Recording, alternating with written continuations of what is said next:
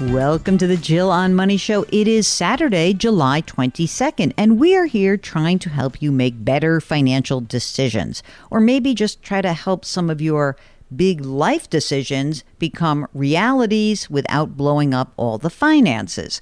If you find yourself in a moment where you're just wondering, gosh, I wonder how this would impact all of my other plans, or if you're thinking about a new house, or you're thinking about an upsize, a downsize, you're thinking about maybe a new job or a career, why don't you give us a holler? Go to our website, jillonmoney.com, click the Contact Us button, and let us know if you would be willing to come on the air live with us. That is the easiest way to get in touch with us. Also, while you're on the website, you can sign up for our free weekly newsletter. It comes out every Friday. Mark does a great job. And you can also check out two other things that'll cost a couple bucks. You can buy my book, The Great Money Reset, which helps you make bold steps, turning chaos into opportunity. And I know you guys want to do that. And you can subscribe to our Jill on Money live subscription service. This gives you access to quarterly live webinars and lots of great bonus content that lives behind the paywall. $35, but not for long, because Mark's going to really jam the price up. I'm not sure how he's going to manage that with all of you who've already signed up, but if you hurry up and sign up now, you're likely to get a better deal when the prices go up next year. Check it out. All right. So right now, let's get on with you. Let's talk to Matt, who's on the line from the Midwest. Well, Jill, my wife and I would like to get your insight, your expertise on how best to draw down our traditional IRA and convert it to Roths before we reach the required minimum distribution age of 72. Ah, okay. Well, that's great. How old are you and your wife right now? We're both 63 and we're retired. Oh, you're retired.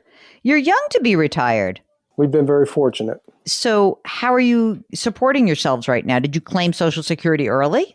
No, we haven't. We had a after-tax account that we've been able to draw from.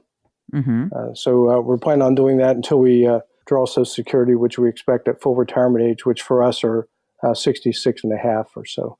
How much do you have to pull out of your taxable account to float your lifestyle? About $70,000 a year. And so when you claim Social Security at your full retirement ages, how much of that 70 grand will now be reduced? Like, what does your Social Security benefit look like? Social Security should be about $44,000 a year. Okay. And then to make up the difference, you'll just keep pulling out of that taxable account? Yes. How much money's in the taxable account right now? Taxable account right now, we have about 270,000 in that. We're going to start depleting that though, huh? Because yes. you got 3 years at 70 a year, right? Yes. So that'll get you to your Social Security basically. And then what's the game plan after that? What other accounts do you have that you can tap to actually make up that difference between the 70 you need and the 44 you'll have? Each have a Roth IRA right now established, and I have about $97,000 in mine, and my wife has about $43,000 in hers. And then we get into the traditional IRA dollars. We have a balance in there of $1,670,000. That's some real money, right? That sounds good. Okay. So, and there will be no pension or anything, any other income that will be due to you. Is that correct? Correct. No additional pension. Those are the dollars we have between what we have now and then Social Security. Got it. How about the house? Paid for? Paid for house, no debts, consumer debt, no credit card, no student loans. How about kiddos? You got some grown kids? We have two adult kids that are mostly launched. I like mostly. Little caveat. I understand. You're going to stay where you are? There's no plan to sell your house or go anywhere else? No current plans. I think at some point we'll move probably to warmer climates, maybe in 5 years or so. What do you think your house is worth right now? We're in a pretty low cost of living area. It's about $250,000. How long have you been retired? Fully retired, it's been 3 years.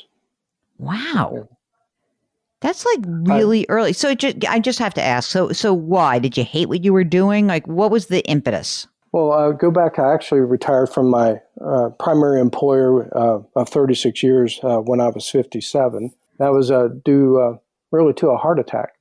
Oh, my God. I was playing basketball and had cardiac arrest, and my teammates saved my life. So it got me thinking about maybe doing something different. I think that's a darn good reason. That's a good rationale, like you have an idiot like me being like, why are you retiring early? You're like, oh, because I had a heart attack. I almost died, but my friend saved my life. Wait a second. Let me ask you something. I don't know. What do you give somebody who saves your life? Oh, well, we gave them a letter of thanks, a card of thanks, and they were actually recognized by their employers and at a community meeting. Oh, my God. That's awesome. Yeah, my wife calls them the seven from heaven. So. Oh, that's beautiful. Okay, so this is a very interesting situation. I mean, look, you because of that money you have in the retirement account, you have money that can generate the difference, right? What are you doing for health insurance? Are you doing the Affordable Care Act now?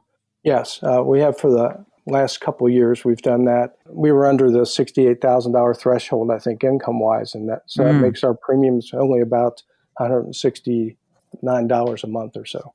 Holy moly, that's great. Compared to the $1,300 we were paying before, so yes. So there's a balance here, right? Because until you have hit Medicare, which is at age 65, you're paying for this out of pocket. But I know that you're interested in converting your retirement account. So if you convert too much of your retirement account, you don't get the Affordable Care Act credits, right? Correct. So really the next 2 years, we want to be able to keep our income at under that threshold level. Mm-hmm. And then once we achieve Medicare at 65, then we're interested in exploring, should we transfer larger chunks of money or convert larger chunks of money from traditional to the Roth IRA? Yeah, I mean, look, I think that that's a good game plan. I don't know how much, I mean, we'll have to see where tax rates go. But listen, for the next couple of years, if you're staying in the 12% bracket, you're in the 12% bracket. That's great.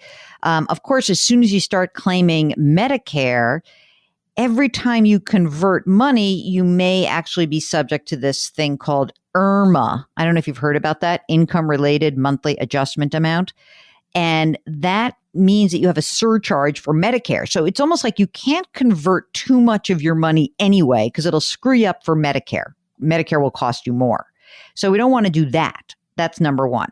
So the question is that for the next 2 years, you're going to stay under 68. So you convert what you can.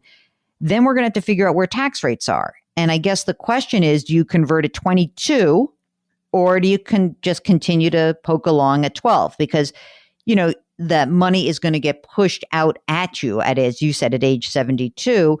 We just don't know where tax rates are necessarily going.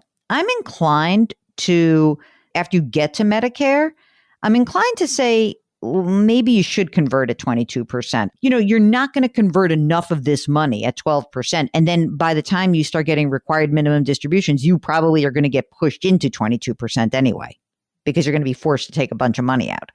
I don't know if you have to make the decision right this second. You have your game plan till Medicare, right? Keep it under that amount. And whatever you convert, that's fine. One other thing you could do, actually, instead of just, in converting, because really what you're just trying to do is you're trying to just pay the tax that's due, right? One thing you could do is maybe, once you start getting to the Medicare, beyond the Medicare age, potentially, I guess, you could convert some money, or you could just take money out and pay the tax on it and live on that, because you're going to need some money no matter what.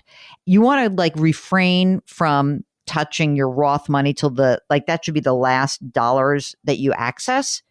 It's going to be a little tricky for you, and it's going to really depend on where the tax rates are at the time. But you don't have to necessarily make that decision right now.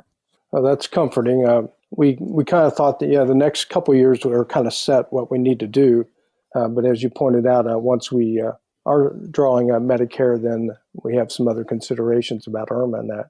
Once we reach mandatory RMDs at age 72, we want to minimize any tax implications to our kids from our estate. Why? You don't have an estate problem. In other words, you don't want them to pay tax on your traditional IRA if you have a second heart attack and it doesn't come out as good, your friend's not with you? Yes. That puts it pretty bluntly there, Jill. I'm all about the death, man. I like to just get it out there. It's easier. Are your kids are in low tax brackets, though, aren't they? How much do they make? One's in probably $100,000 a year, and the other's more like $30,000 a year. 100,000 married or not married? Married. and 30,000 they're in the same single. tax bracket or less. I mean, they're both in the 12% tax bracket. I wouldn't worry about that.